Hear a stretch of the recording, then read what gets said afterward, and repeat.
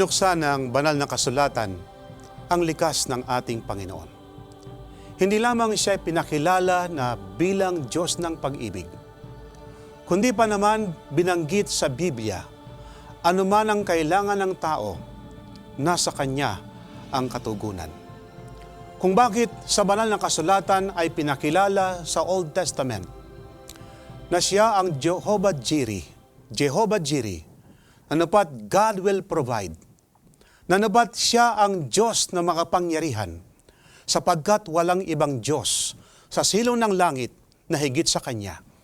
Walang ibang Diyos na ating Creator, ating tagapagligtas, kundi ang ating Panginoong Hesus.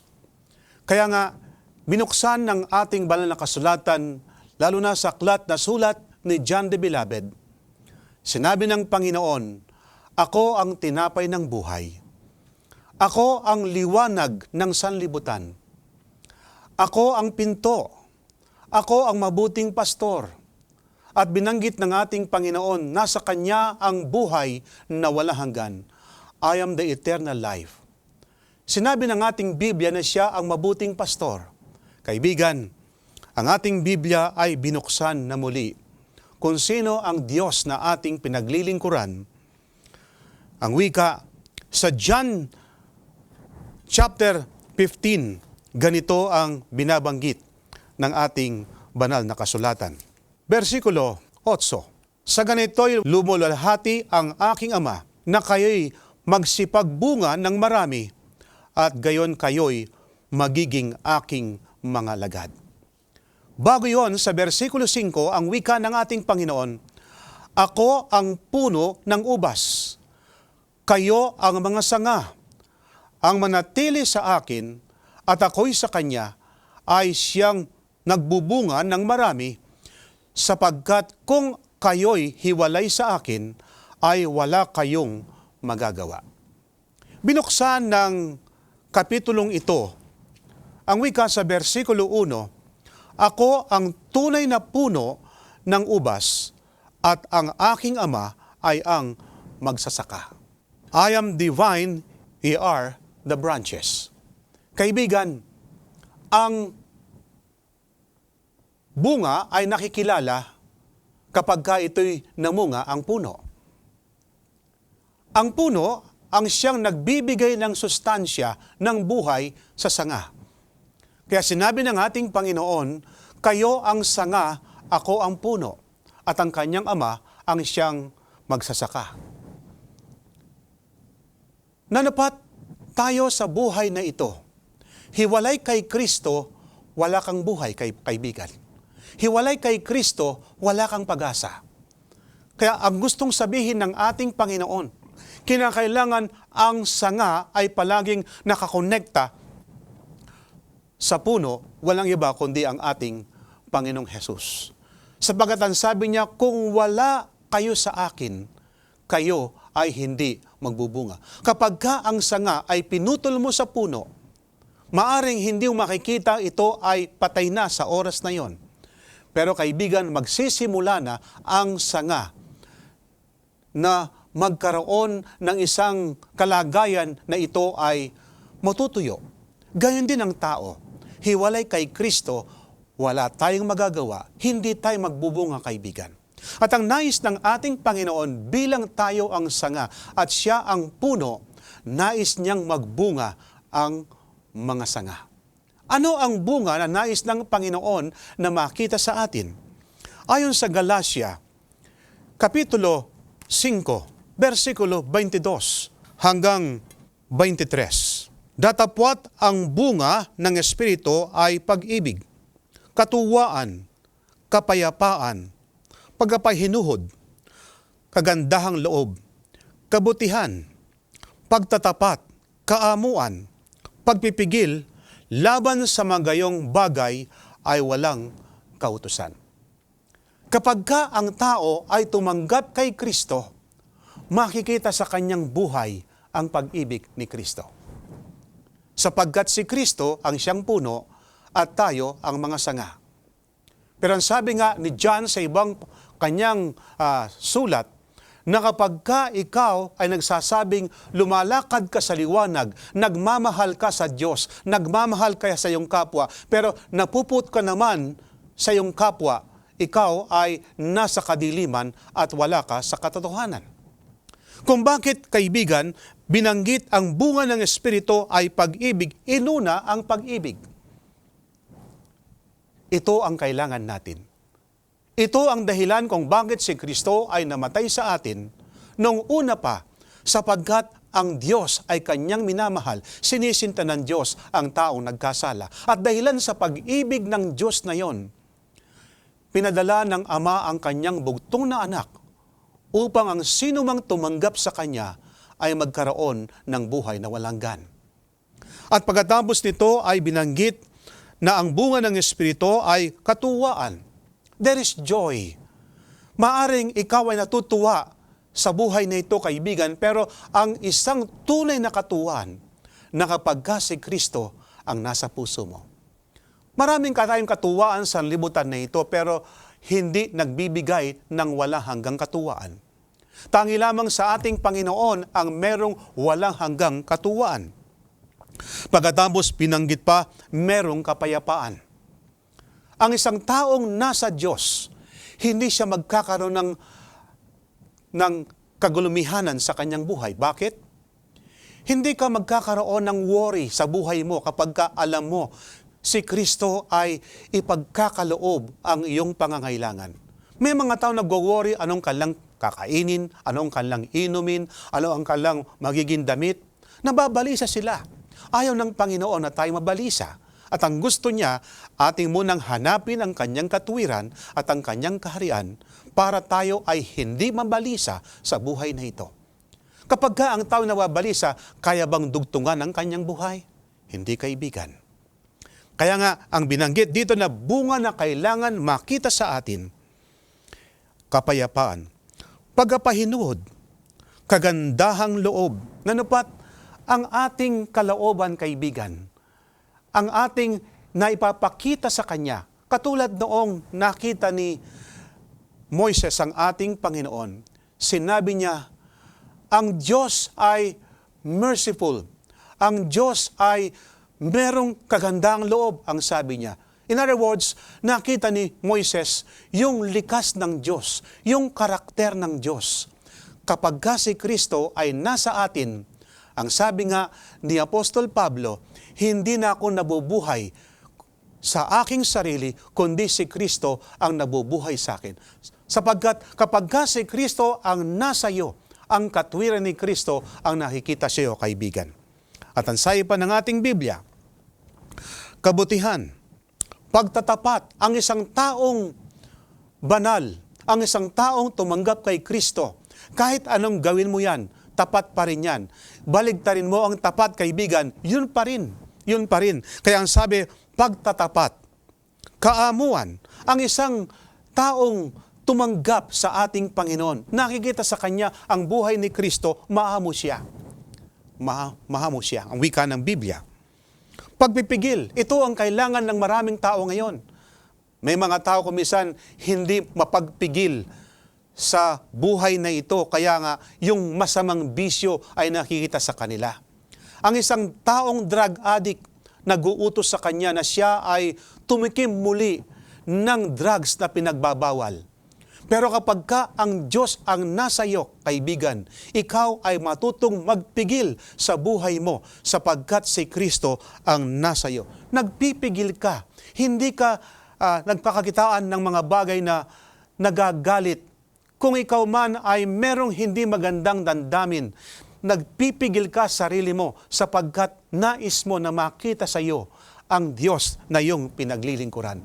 Madalas kong sinasabi sa mga magulang na kapag ka ang kanilang mga anak ay kanilang inihahandog sa Panginoon, sabi ko, mga magulang, hindi kilala ng mga batang yan ang Diyos na iyong pinaglilingkuran. Sa magitan ng inyong pamumuhay, sa magitan ng inyong halimbawa, makikilala ng mga batang yan ang Diyos na iyong pinaglilingkuran. Kaya kung minsan makikita mo ang mga magulang na very religious, religyoso sila. Pero paglaki ng kanilang mga anak, mga swahili sila. Bakit? Ano bang klaseng halimbawa ang ipinakita ng mga magulang na ito sa kanilang mga anak? Ang sabi, pagpipigil. Laban sa mga gayon bagay ay walang kautusan. Bakit kaibigan? Bakit nabanggit ng Biblia yan? Sapagkat pagka ikaw ay nasa kay Kristo at ang bunga ng Espiritu ay nasa iyo, kaibigan, hindi ka inahanap ng batas. Sino bang hinahanap ng batas? Yung mga taong lumalabag sa batas. Pagka ikaw ay nagnakaw, hahanapin ka ng batas. Sinasabi ng iba, wala nang kautusan, pero kanilang inaaral ng tao ay makasalanan. Bakit ang tao ay makasalanan? Nagkasalang tao, lumabag sa utos ng Diyos. Pero kapag ang taong ito ay nakikita sa kanya ang bunga ng Espiritu, kaibigan, ang nakikita sa buhay niya, ang Kristong tagapagligtas. Na kapag ikaw ay binabalan ng karakter ni Kristo, yung kanyang katwiran, nasa iyo.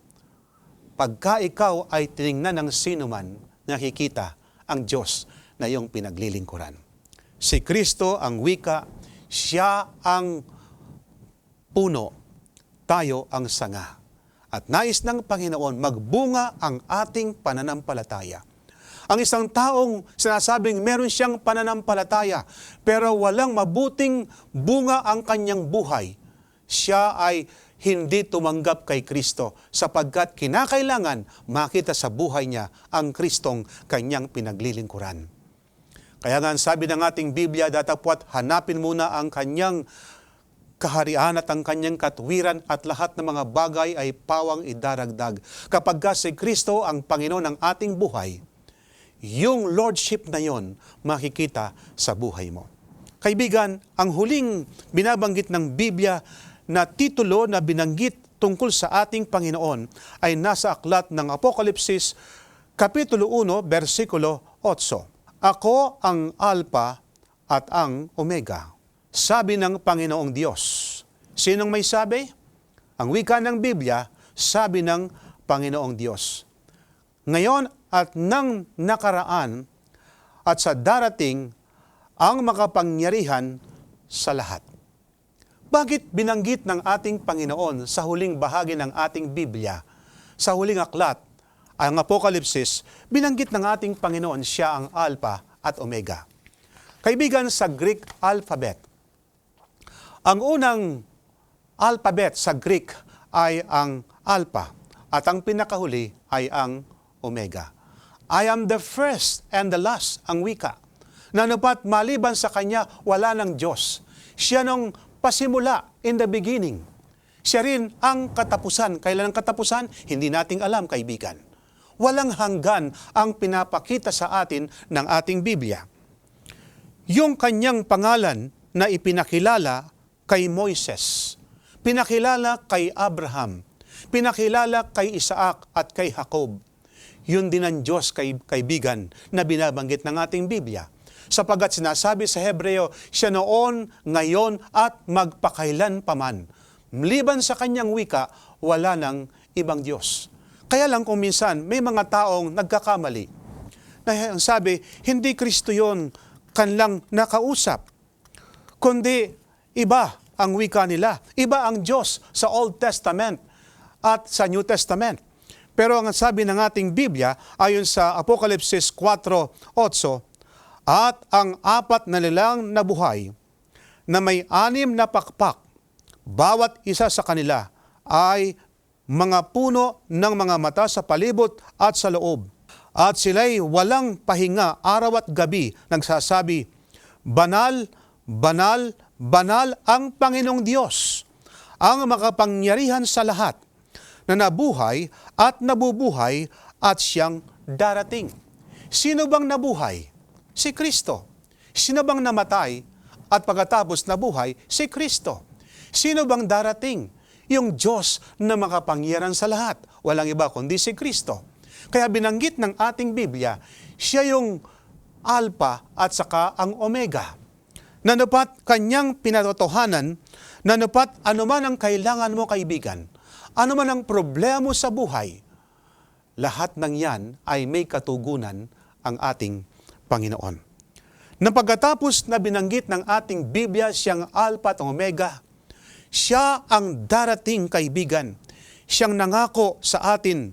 Ang wika sa versikulo 7 ng aklat ng Apokalipsis, narito siya'y pumaparitong nasa mga lapap at makikita siya ng bawat mata at nang nagsihulos sa kanya at ang lahat ng mga angkan sa lupa ay magsisitangis dahil sa kanya.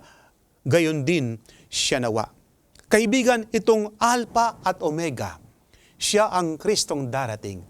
What a glorious day, kaibigan.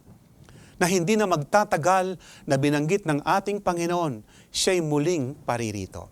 Binanggit ng ating Panginoon, kaibigan, yung Alpha at Omega. Kung ikaw ay may suliranin, kung ikaw ay may pangangailangan, walang punto sa buhay mo na walang katugunan ng ating Panginoon. Nanupat sa lahat ng bagay, kaibigan, ang ating Panginoong Jesus, ang ating tagapagligtas, ang siyang kailangan mo sa buhay na ito. Kaya nga, binanggit ng Kapitulo 1, versikulo 3 ng aklat ng Apokalipsis, mapalad ang bumabasa at ang nakikinig ng mga salita ng hula at tumutupad ng mga bagay na nangasusulat doon sapagkat ang panahoy malapit na. Ipinahayag ng ating Biblia, kaibigan, ang Alpha at ang Omega, hindi na magtatagal, siya'y muling darating.